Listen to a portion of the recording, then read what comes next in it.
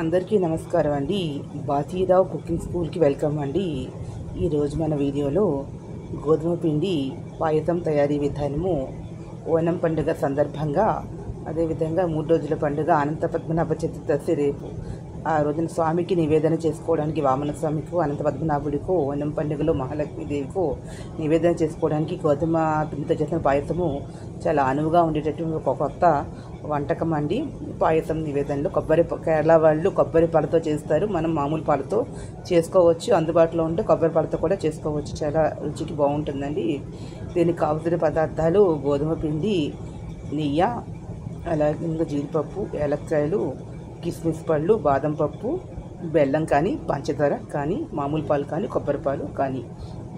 అంటే 1 కప్పు గోధుమ పిండి మనం తీసుకున్నట్లయితే 2 కప్పుల పాలు, లేదంటే 1 కప్పు కొబ్బరి పాలు, 1 కప్పు మామూలు పాలు కూడా తీసుకోవచ్చు అందుబాటులో ఉంటే. కొద్దిగా కొబ్బరి తురుము, కొంత 1/2 కప్పు కొబ్బరి తురుము, 1 అరకప్పు నెయ్యి, అదేవిధంగా జీడిపప్పులు, కిస్మిస్, ఏలక్కాయ కూడా పక్కన పెట్టుకోవాలి.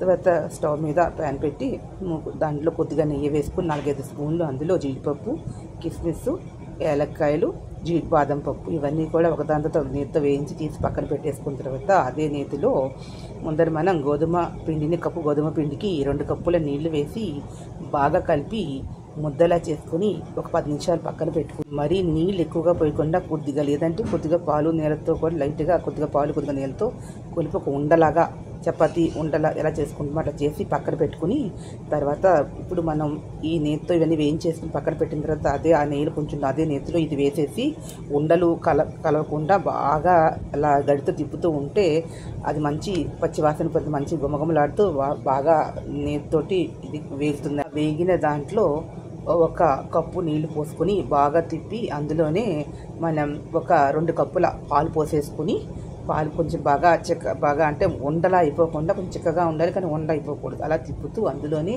మనం బెల్లం తురిమి పెట్టుకున్నటువంటి బెల్లం కూడా గోధుమ పిండికి సరిపడా 1 కప్పు. ఆ బెల్లం ఇష్టంగా తినేవాళ్ళు 2 కప్పులు కూడా వేసుకోవచ్చు. స్వీట్ తక్కువ తినేవాళ్ళు బెల్లం తురిమి పెట్టుకున్న బెల్లాన్ని 1 కప్పు వేసుకోవచ్చు. ఎక్కువ తినేవాళ్ళు 2 కప్పులు వేసుకోవచ్చు. పంచదార బాగా ఎక్కువ తినేవాళ్ళు 2 కప్పుల పంచదార తీసుకోవచ్చు.